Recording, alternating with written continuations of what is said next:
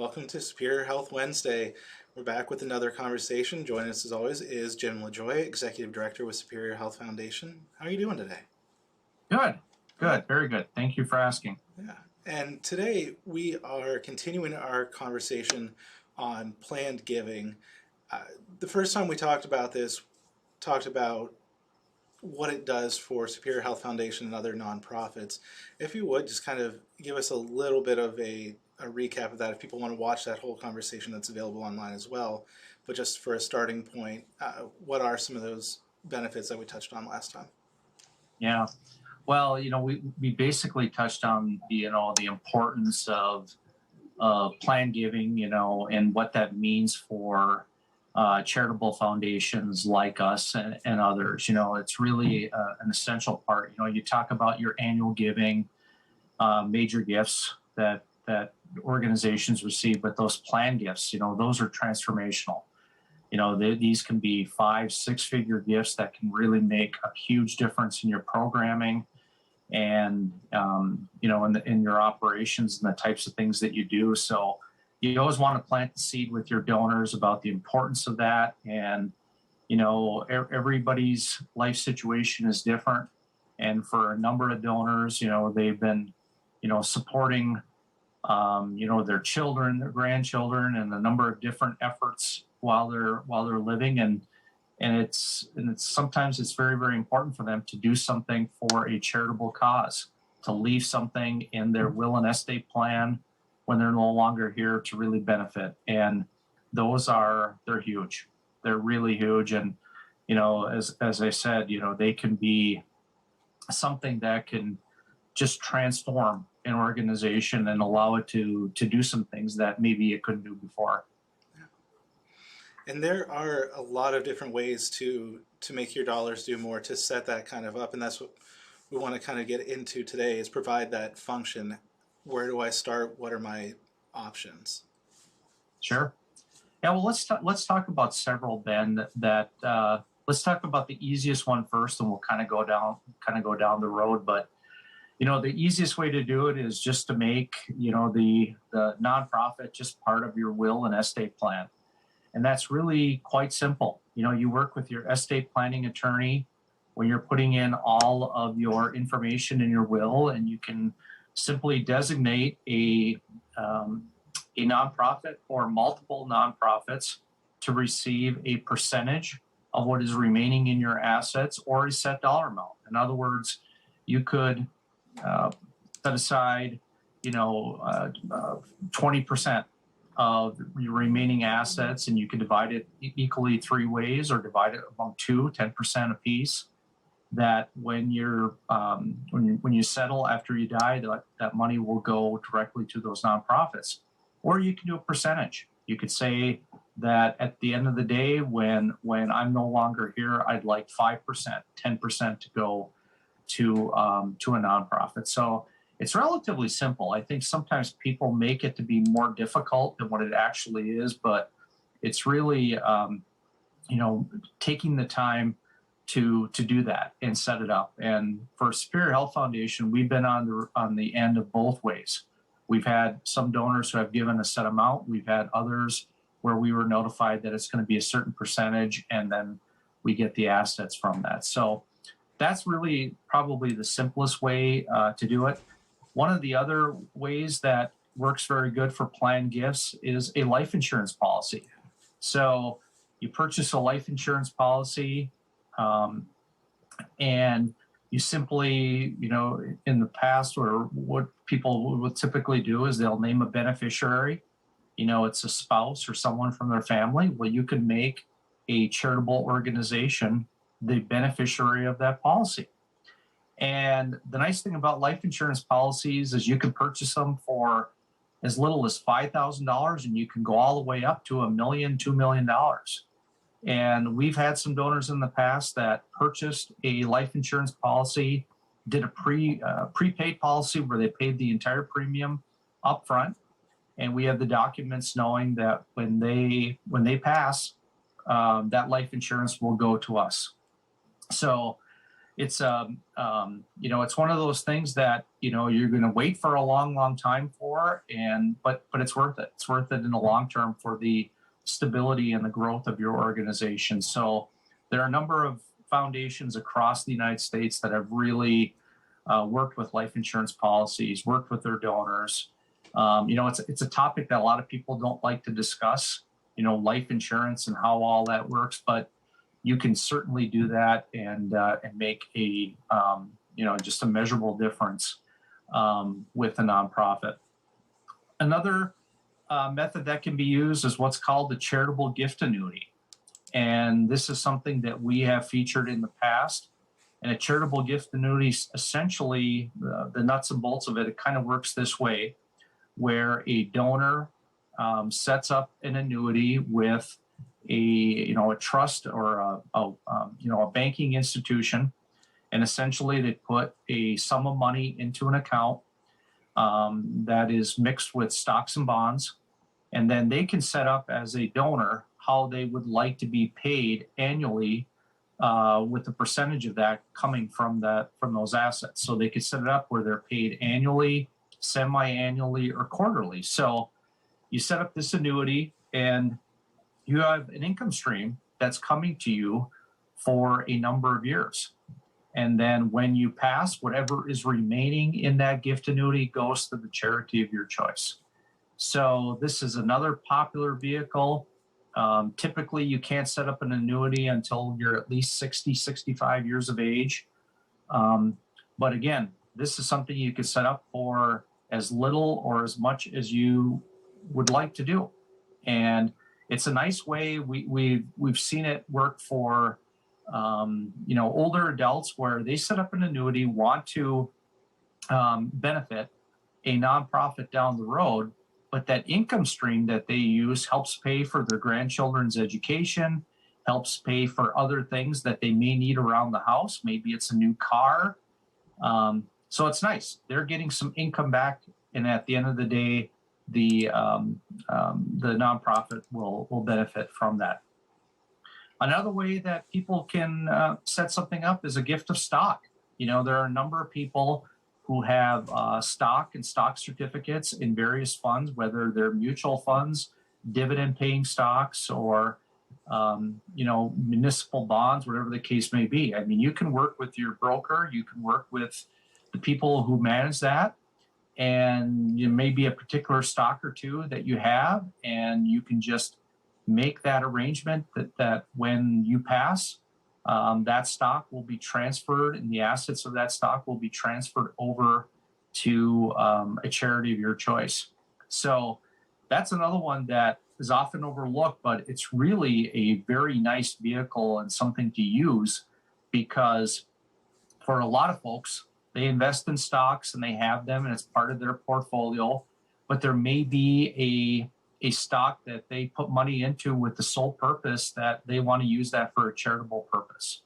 So that's another way to look at planned giving and really helping out a nonprofit. So, that's a kind of a short list of the top ones that people can do.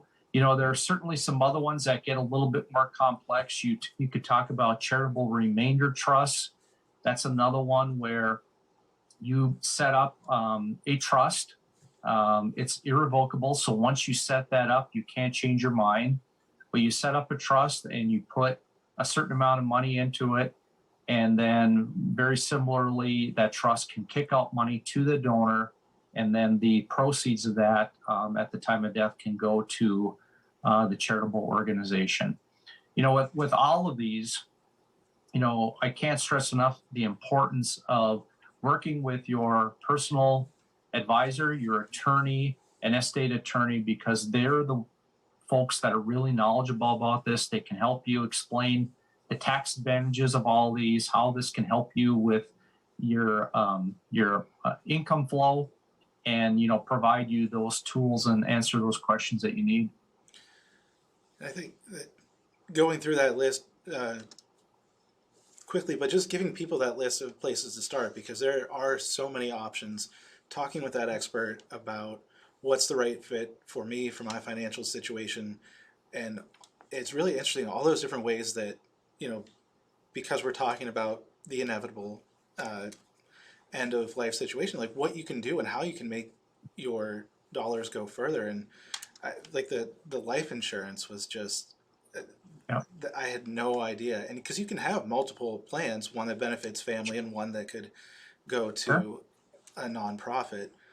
Um, so really, any situation, there's a fit for you. So taking all of these that we've talked about today as just a starting point, and then with a financial planner, with whoever your expert is that's helping you plan those things, making sure that you have that information, because it probably could be a little daunting to get started of, I want to do something, I want to leave a legacy, a gift behind. Yeah. I don't know how to do that. Yeah, and you know, you're absolutely right. And I think one of the main issues that a lot of folks have is that it is daunting. And I think that they're afraid of the unknown and they don't really know how to do it. You know, over the course of my career, I've talked to so many people and so many donors who have said, boy, I wish I would have done this and I wish I would have known this was available. You know, it is available and you just have to ask the questions. And that's where, you know, the estate attorneys really come into play. They really know their stuff. They work with this kind of thing all the time.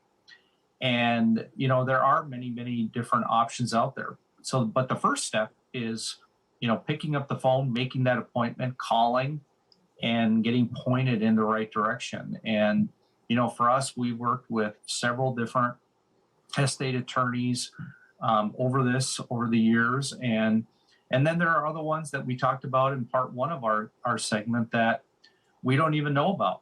You know, we don't know about a planned gift and it happens and we get notified of it. And those are the Christmas surprises. Those are the really ones that are kind of neat. But, you know, I think the other thing that needs to be stressed here, Ben, is that I think there's a misconception that when you're talking about planned gifts, for a lot of folks, they think, boy, I don't have that kind of money. And a planned gift is, you know, hundreds of thousands of dollars to a charity. No, that is a misconception. Yes, there are cases where somebody leaves a significant amount of money in a will and estate plan, but you know, that's the exception, not the rule. And you know, as an example, you know, I personally took out a life insurance policy that I made Superior Health Foundation the beneficiary of it, and it's not large. It's a decent size, and I was able to pay it off in one lump sum, and it's good to go. It's sitting there, and when I pass down the road, it's available. So there are a number of affordable options, and there are a number of ways that you can benefit from a cash flow standpoint as well, as we talked about with charitable gift annuities, and really, you know, being able to maximize that and also have something at the end of the road for your favorite charity or charities. I think that is really important to stress that it's larger amounts can be used more widely and have a bigger effect, but any amount, being intentional about that giving uh, is really important for people to understand of, you know, if you set aside a certain amount at any point, whatever you're using it for, and are intentional about that and providing a gift, that can have that really big impact. So it's just, it's changing the way you think. We've talked about that before of just, Yeah. um, you know, you plan your budget for your groceries, you plan it for all these other things. Um, just looking at what else is around you and what else you can do with it. You don't have to make however many figures in a year, in a Right. lifetime. Absolutely. Absolutely. And, you know, it's that little bit matters. You know, I remember a few years ago, we were notified of a planned gift that was coming our way. And this particular donor, I think, had 10, 12 different nonprofits named in their will and estate plan. And that's another kind of misconception. I think there are a number of folks who think, when I leave something, I can only leave it to one. I can only leave it to one nonprofit. No, no, you are in charge. This is your life. You are in charge of how you would like to do that. And believe me when I say this, in that there are a number of nonprofits, ours and a number in the Upper Peninsula, that if they were the beneficiary of a planned gift of $5,000, $10,000, that's huge. That's huge, particularly for the smaller nonprofits. Those are big, and and again, it just takes a little bit of wherewithal. It takes a little bit of knowledge, and for anyone who is watching this and they're thinking about, how can I do a planned gift? What are some of the options? I encourage them to call me at the Superior Health Foundation, and I can walk you through that. And I think we touched upon this the first time. We've worked with a number of donors, and we're all about helping nonprofits.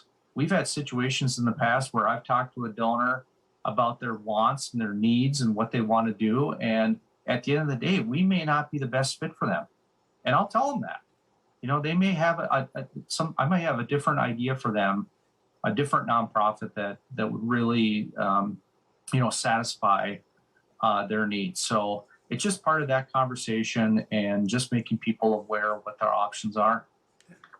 And I think that's important, just having people understand, you're not just here just, I'll find a way to take it, like, because your focus, your mission is making sure that the money's going to the right places.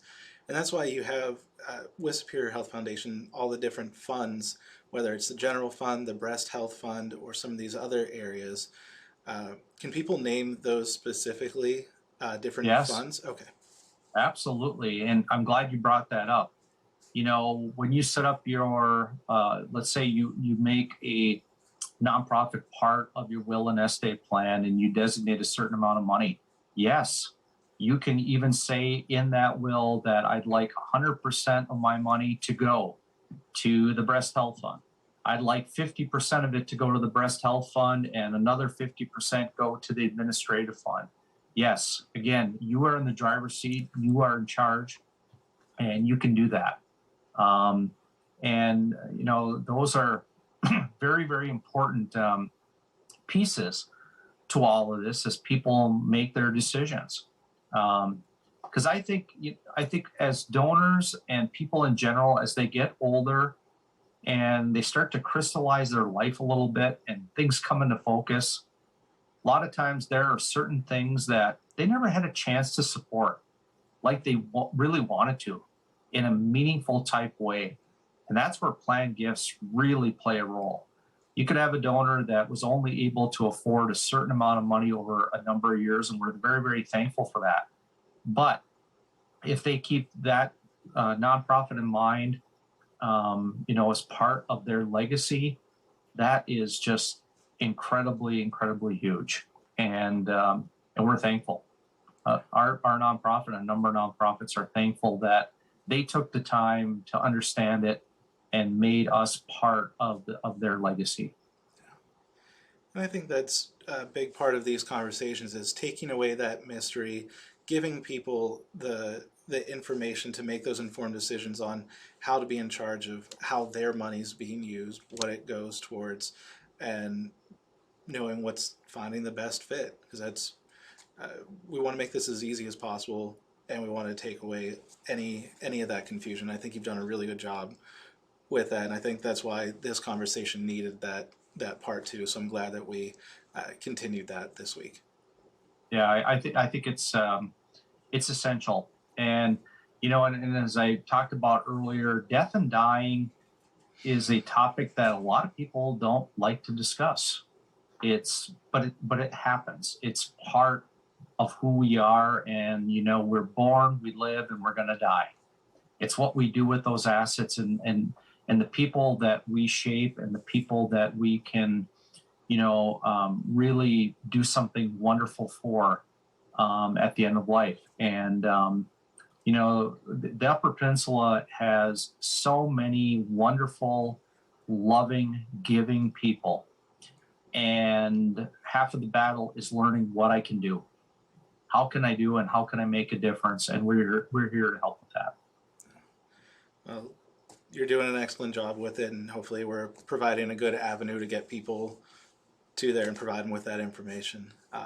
Is there anything for this week's conversation that I've missed we haven't touched on yet?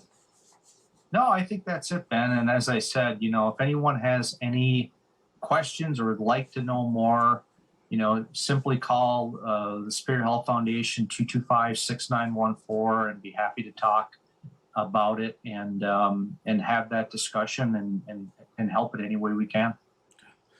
Well, we'll make sure that everyone has links to your website and how to find all that information. And we'll talk again on the next Superior Health Wednesday. Okay. Thanks, Ben. Thank you.